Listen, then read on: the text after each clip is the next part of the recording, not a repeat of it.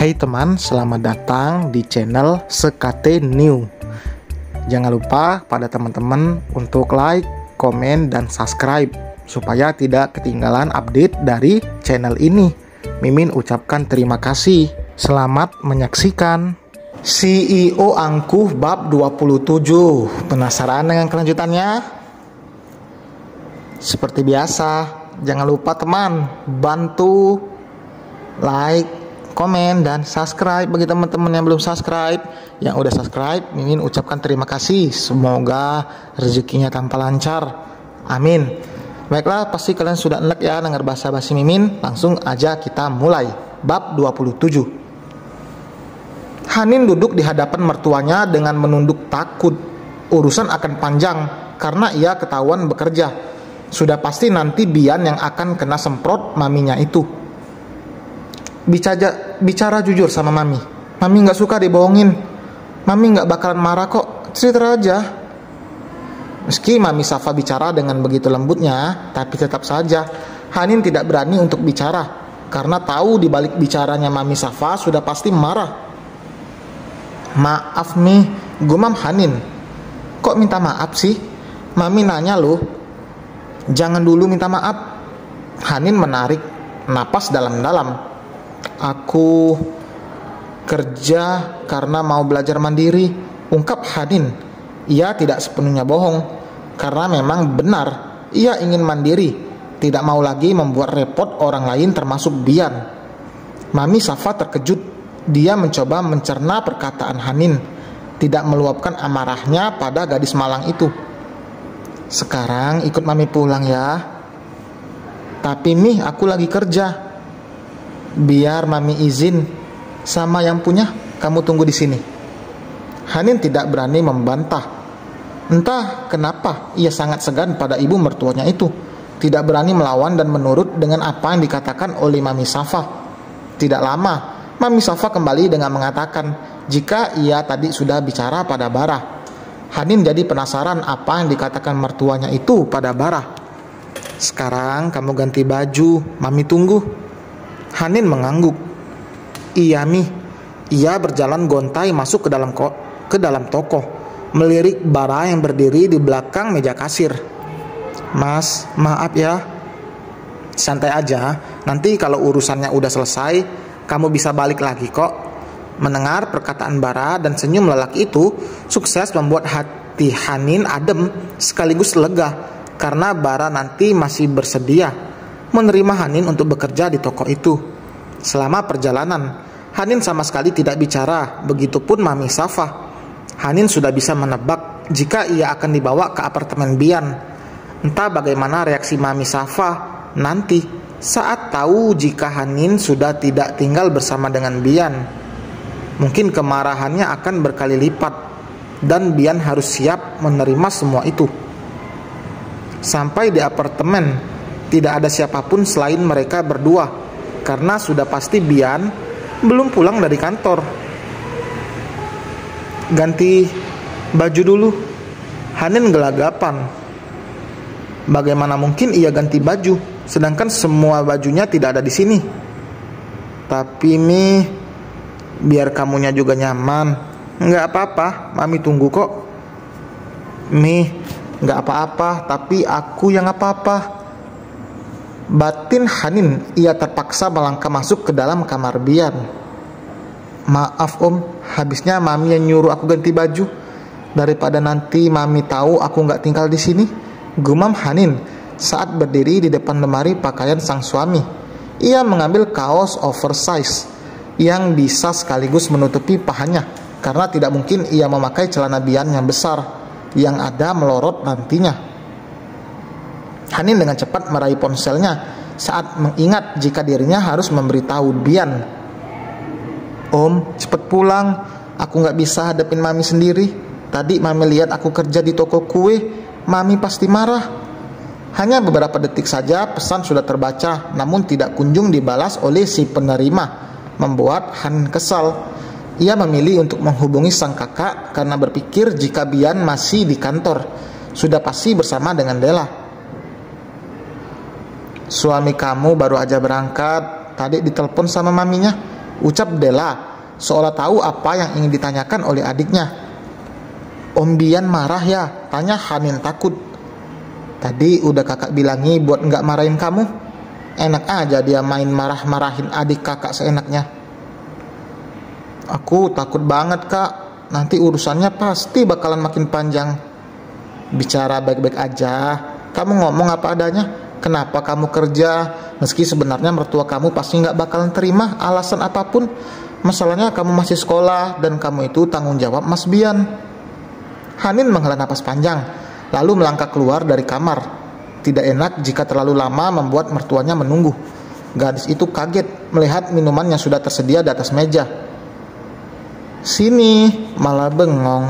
Mami Safa menarik lembut tangan Hanin hingga ia duduk di samping mertuanya. Hanin takut diinterogasi oleh Mami Safa. Tapi wanita parubaya itu malah menyodorkan coklat hangat pada sang menantu. Minum dulu, kamu kelihatan tegang banget. Santai aja, Mami nggak gigit kok, kekenya. Hanin menerima gelas itu. Makasih, Mi. Biasanya jika ia melakukan kesalahan, sang ibu akan langsung memarahinya, bahkan memukulnya. Mungkin itu juga yang membuat Hanin takut jika akan dimarahi. Tapi ia lupa jika yang di depannya itu mertuanya, bukan ibunya. Mami Safa tidak akan mungkin berlaku kasar, apalagi pada menantunya. Udah berapa lama kamu kerja di toko itu? Tanya Mami Safa santai. Baru tadi, Mi, jawabnya sedikit gelagapan. Kemauan kamu sendiri. Hanin mengangguk. Itu memang keinginan sendiri. Meski sebenarnya Bian juga sudah memberikan uang pada Hanin untuk jajan dan ongkosnya, tapi Hanin malah menyimpan dan enggan memakainya. Mungkin karena kemarahannya pada lelaki itu. Mami nggak marah, Mami cuma mau kamu fokus sekolah aja. Bian memang kasih kamu izin buat kerja. Hanin menggelengkan kepalanya. Geleng kepala itu maksudnya nggak ngasih izin atau nggak tahu? Nggak tahu, Mi. Mami Safa menghela napas. Dengerin Mami nak, seorang istri itu harus melakukan apapun atas ridho dan izin suaminya.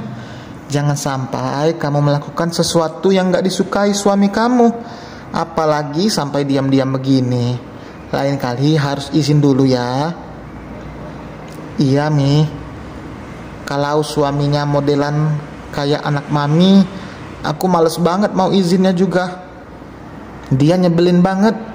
Hanin mengerutu dalam hati. Ingin sekali mengatakannya langsung pada mertuanya, tapi jelas itu tidak akan mungkin. Hanin masih bungkam soal perlakuan Bian padanya. Jika saja ia bicara, yang ada nanti ia juga akan menjadi sasaran kemarahan Bian. Dan Hanin tidak mau itu. Ia tidak mau memperpanjang masalah. Istirahat Gi, Mami nunggu Bian pulang di sini. Tapi Mi, nggak apa-apa, Mami sendiri juga. Tidak berani lagi membantah, Hanin masuk ke dalam kamar Bian. Ia tidak berani masuk ke kamarnya sendiri, karena nantinya akan muncul lagi pertanyaan dari Mami Safa. Hanin hanya mencari aman saja. Ia juga yakin Bian tidak akan marah, karena Hanin meminjam sebentar kamarnya itu. Semuanya jadi serumit ini karena diawali dengan sebuah kebohongan. Jika di awal sudah bohong, maka akan ada kebohongan lainnya untuk menutupi kebohongan pertama. Terus saja akan seperti itu. Bian tidak berpikir sampai sana. Ia hanya menyelamatkan dirinya sendiri, dan sekarang baru merasakan dampak dari kebohongan yang dibuatnya. Mami Safa terlihat tenang, meskipun dalam hatinya ia kesal.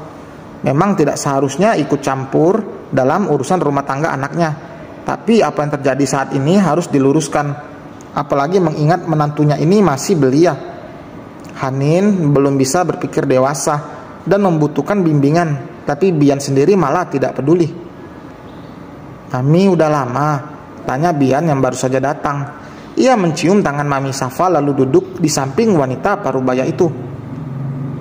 Kalian ada masalah? Tanya Mami Safa tanpa basa-basi.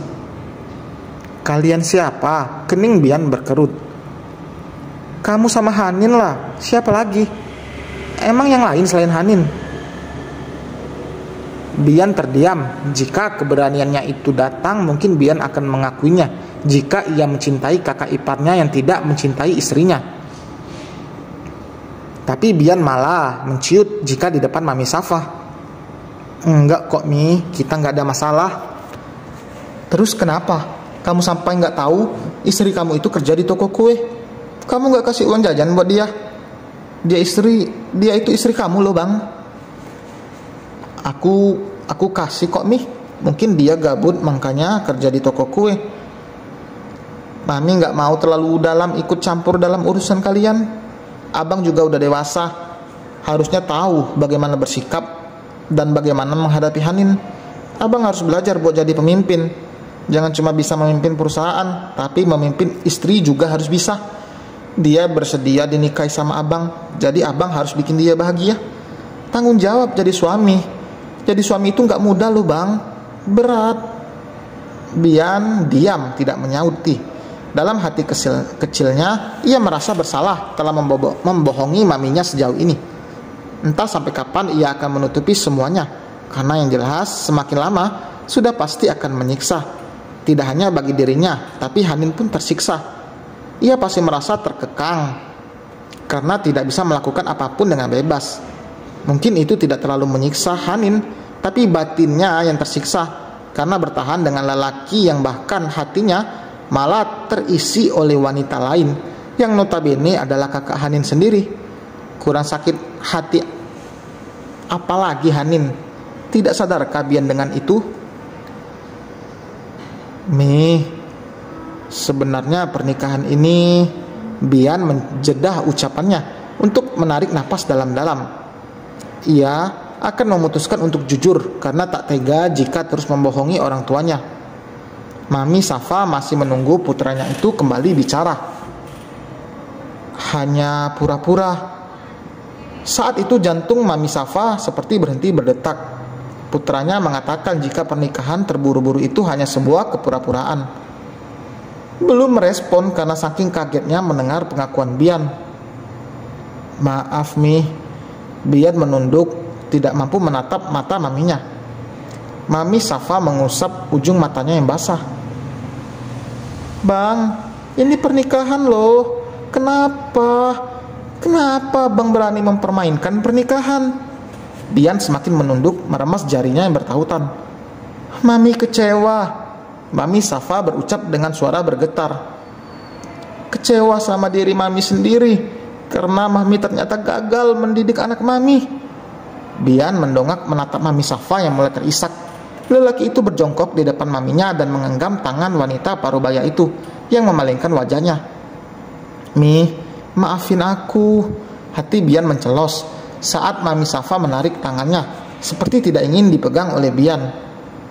Mami nggak salah, aku yang salah Mi. Aku yang salah karena mengambil keputusan ini. Tolong jangan salahin diri Mami sendiri. Mami malu sama papi kamu.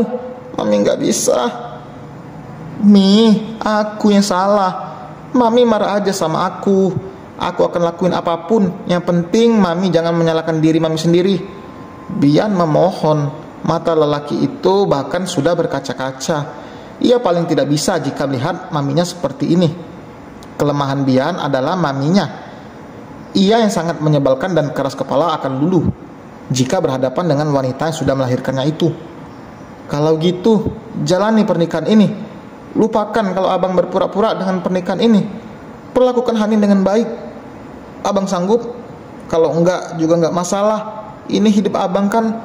Mami enggak berhak ikut campur karena abang udah dewasa. Abang juga udah enggak butuh peran Mami kan. Bian langsung berhambur memeluk maminya sambil menangis.